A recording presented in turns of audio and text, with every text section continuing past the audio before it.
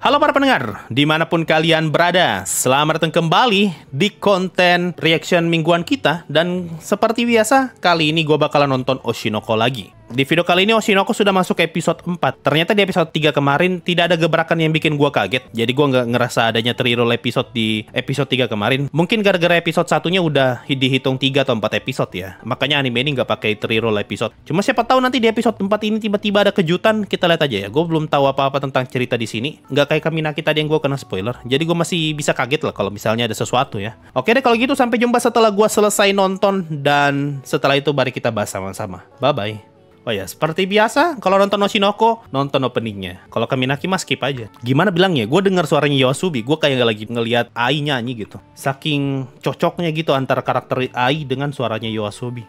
Oh ya, lanjutan kemarin yang di gudang nih. Siapa tuh si paling merendah bakalan show off kemampuannya. Merendah sampai ke inti bumi. Cuma setidaknya merendahnya aku masih bisa diterima lah daripada merendahnya Isekai PowerPoint ya. Kalau Isekai PowerPoint mah merendah sampai akhirat ya. Gue ngelihat backstory-nya Kana ya, gue jadi ingat itu loh, artis-artis cilik yang di Indonesia aja lah, nggak usah jauh-jauh. Kalau mau dibilang ya, artis cilik tuh lebih terkenal waktu dia masih kecil daripada waktu mereka sudah dewasa. Kayak contoh siapa ya yang paling terkenal zamannya dulu tuh? Kayak Joshua lah. Joshua kan dulu tuh terkenal gila tuh gara-gara lagunya yang Poame-ame tuh. Poame-ame kan? Atau bukan ya? Gue lupa ya. Sama Tina Toon. Itu semua kan pas mereka masih kecil tuh. Berarti Kana tuh pengen ngangkat isu kayak gini nih. Artis cilik yang betul-betul berjaya waktu kecil, tapi ketika udah beranjak dewasa tuh sulit untuk dapat job. Gue baru nggak sekarang. Oh iya, diobok-obok. Ronaldo Wati ya. Mereka kan terkenalnya tuh gila-gilaan pas masih kecil semua tuh. Kalau lu ingat Entong, siapa lagi tuh dulu tuh yang naik cangkir ajaib tuh? Eneng dan cangkir ajaib. Gue baru nyadar sumpah. Ternyata isu ini yang diangkat sama karakternya Kana. Udah lanjut nonton ya. Kita nanti malah jadi nostalgia nih, bukan bahas Oshinoko. Sudah sampai episode 4. Kayaknya minggu lalu baru episode 3 deh. Drama ini sudah dicap sebagai produk gagal. Aduh. Gua jadi inget diri sendiri anjir. Ketika kita ngata-ngatain Isekai PowerPoint, Isekai The Cheat, Isekai Smartphone, tapi dibalik anime-anime jelek gitu, ada orang yang serius nih bikin anime. Cuma ketutupan sama orang yang gak serius, makanya jadi kelihatan jelek. Ini ya, kalau misalnya dramanya si Kana di episode ini tiba-tiba bikin ratingnya naik, ini kasusnya sama kayak apa adik-adik Shadow Garden, anime late game. Oh ya, sama satu lagi nih, gue baru notice soal pupil matanya siapa namanya nih, si Aqua. Selama ini gue ngira kalau pupil bintang itu ada di dalam matanya loh. Tapi kalau diperhatikan baik-baik, ternyata pupil itu cuma kayak ilustrasi doang. Itu bukan bagian dari matanya mereka. Karena di sini kelihatan nih, bintangnya tuh keluar dari matanya Aqua kan, bukan di dalam pupilnya. Artinya itu cuma visual untuk ngasih tau penonton aja. Kalau ini nih, kondisi emosinya Aqua, kondisi emosinya Ai, kondisi emosinya Ruby, itu semua diliatin dari pupil matanya. Di episode kemarin kayaknya gue baru nyadar tuh. Ternyata, oh bukan nempel di pupil tuh.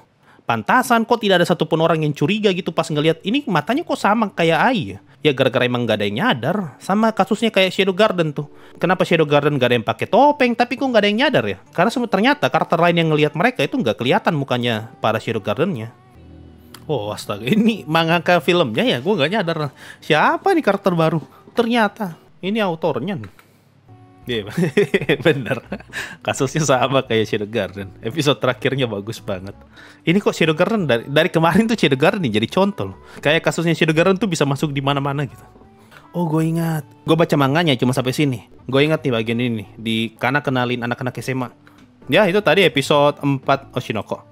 Shiranui satu spesies sama Zuckerberg. Oh iya. Tahu. Manusia kadal ya. Matanya tuh kayak kadal. Gue malah lebih kayak ngelihat mata kucing sih daripada mata kadal ya. No react, cuma renungan hidup. Episode ini gue nggak tahu ya. Apakah ada nilai kehidupan yang bisa gue ambil atau tidak? Gue nggak sama sekali. Ada kalimat-kalimat yang bagus gitu.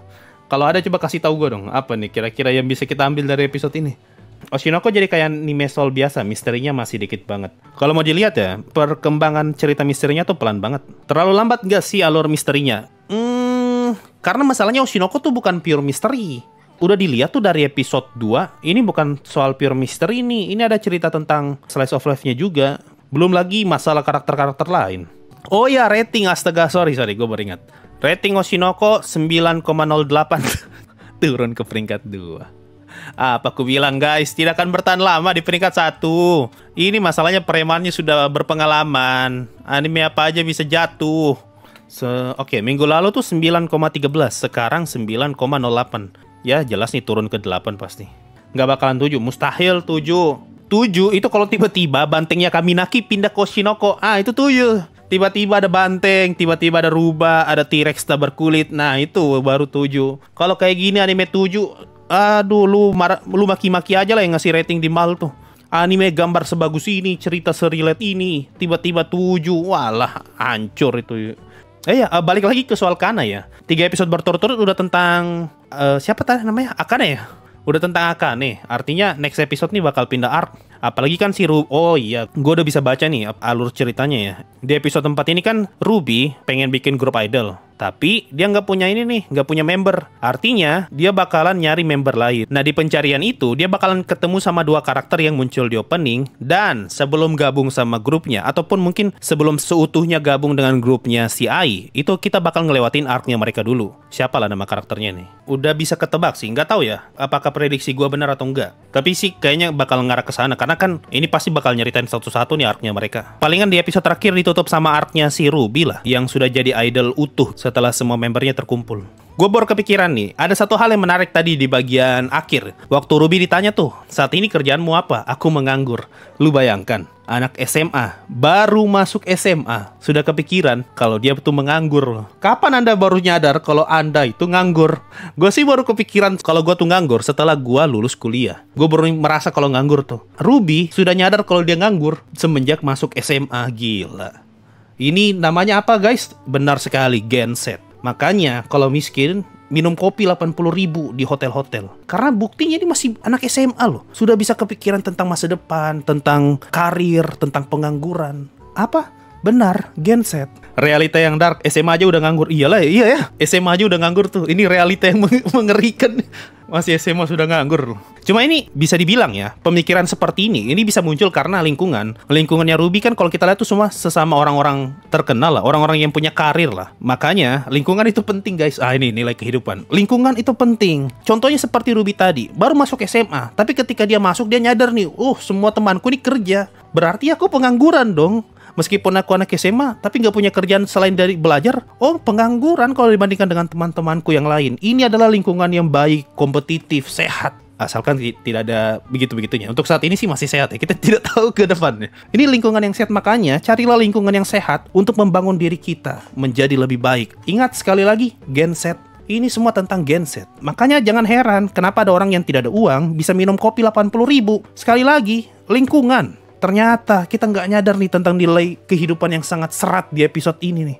Pelajar termasuk kerja bang? Tidak, itu tidak berlaku di Oshinoko. Pelajar sama dengan pengangguran. FYI, Ruby mikir gitu karena dia milih industri hiburan yang average cuman artis yang masuk jurusan itu. Ya, sekali lagi lingkungan kan. Lingkungan itu mempengaruhi mindset kita. Apa? Genset, ya.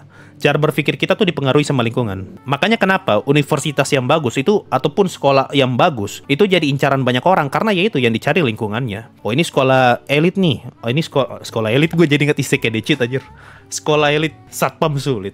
Maksudnya ini sekolah elit, sekolah favorit, ini kampus bergengsi, ini kampus dengan akreditasi paling tinggi. Ya harapannya itu biar lu dapat lingkungan yang bagus sehingga itu bisa memicu kita untuk jadi lebih baik. Bang, gak nyoba ngopi 80.000? Pernah, 120.000 Starbucks. Gua masuk, kayaknya gua bisa coba-coba nih. Penasaran kan masuk. Lihat yang paling murah 65.000. Dan dapat cup kecil. Mending gua ambil cup sedang 75.000. Setelah pesan cup sedang, apa istilahnya tuh? Grande kayak apa kayak. Setelah itu ditawarin lagi mau kuenya. Oh iyalah, kapan sekalian aja lah. Cuma sekali doang kesini. Ternyata total 100.000 lebih. Pernah guys, dan itu tolol. Mending kita makan nasi padang atau kita beli pop ice 3.000. Kenyang tuh, puas. Itu apa ya, genset. Karena bilang kalau dia nggak pernah masak, selalu beli makanan. Di situ dia ngomong kalau dia punya banyak uang dari jadi artis waktu kecil. Buset dah, sampai SMA gitu masih banyak uang yang dia punya. Nah itu apa? Benar sekali. Sekali lagi itu genset. Itu tentang namanya manajemen keuangan. Berarti karena itu punya manajemen uang yang baik. Gue rasa pasti banyak kasus di mana artis-artis cilik yang uangnya banyak banget waktu cilik, waktu masih kecil, waktu masih jadi artis cilik, tapi uangnya habis nih ketika sudah dewasa. Kenapa? Karena manajemen uangnya kurang bagus. Antara kurang bagus atau kena tipu. Nah, karena sepertinya nasibnya baik. Dia tidak kena tipu dan manajemennya baik. Sekali lagi, genset. Karakter favorit lo di Oshinoko untuk sekarang siapa? Gue sih bakal pegang Kana sih. Karena Kana tuh relate banget sama beberapa pengalaman hidup gue. Gua nonton Oshinoko sadar jangan suka hina anime karena ada yang niat bikin di sana. Iya dan tidak sih, itu sebenarnya dua mata sisi, dua mata pisau gitu. Di satu sisi, kalau kita nggak protes, yang bikin nih keenakan nih, oh kalau bikin anime sampah laku ya. Itu yang terjadi kalau lu nggak protes. Tapi ketika lu protes, aduh, aku sudah bikin capek-capek loh. Terserah lu mau berada di sisi yang mana gitu. Tidak bisa disalahkan juga kan. Gue pengen ngomongin soal Aqua tapi gue bingung cara ngomongnya gimana ya. Oh gini, kita pakai analogi yang menarik nih soal kasusnya Aqua ya. Waktu Aqua acting yang jadi stalker tadi, dia kan ngomong tuh, kemampuan actingku memang tidak terlalu baik. Karena hal itu, aku memanfaatkan semua yang ada di situ untuk mendukung actingku. Nah artinya, kalau lu sadar ternyata lu lemah di satu sisi, lu manfaatkan hal lain untuk menutupi kekuranganmu. Nah itu dia nilai kehidupannya guys. Ketika lu sadar nih, lu kurang di sini nih, ya udah, kita manfaatkan hal lain nih yang bisa menutupi kekurangan itu, biar kita bisa jadi lebih menonjol. Itulah yang dilakukan sama Aqua. Dia sadar nih, meskipun merendah ya, dia sadar nih kalau actingnya tidak terlalu bagus. Oh, gimana nih caranya biar acting gue kelihatan bagus nih dengan bakat gue yang sejelek ini? Oh, manfaatin cahaya, manfaatin becek, manfaatin lokasi, pokoknya semuanya dimanfaatin untuk menutupi kekurangannya itu. Lagi-lagi apa? Benar sekali guys, genset. Gensetnya Aqua ini bagus. Judul video ini genset dalam Oshinoko. Ya, sekali lagi genset. Episode ini penuh dengan genset. Nah, itu judul videonya nanti. Episode ini penuh dengan genset. Oshinoko episode 4 reaction dan diskusi. Nah, itu aja. Kita sudah menemukan cukup banyak nilai kehidupan yang berhubungan dengan genset. Ya, mungkin itu saja ya untuk diskusi kita soal Oshinoko episode ini ya. Kalau mau dibilang apakah sampai episode 4 ini wajar ratingnya Oshinoko turun, menurut gua sih wajar karena sekali lagi sampai episode 4 impact dari ceritanya tuh nggak segila di episode 1. Wajar kalau ratingnya lama-kelamaan bakalan turun. Ya, mungkin itu saja. Sampai jumpa minggu depan di Oshinoko episode 5. Kalau ada yang mau dikomentar, silahkan komentar di bawah. Mungkin ada nilai kehidupan yang gue lewati, atau mungkin ternyata ada teori baru tentang AI adalah bandar narkoba. Komen aja di bawah. Mungkin itu saja. Sampai jumpa di video berikutnya. Dan bye-bye.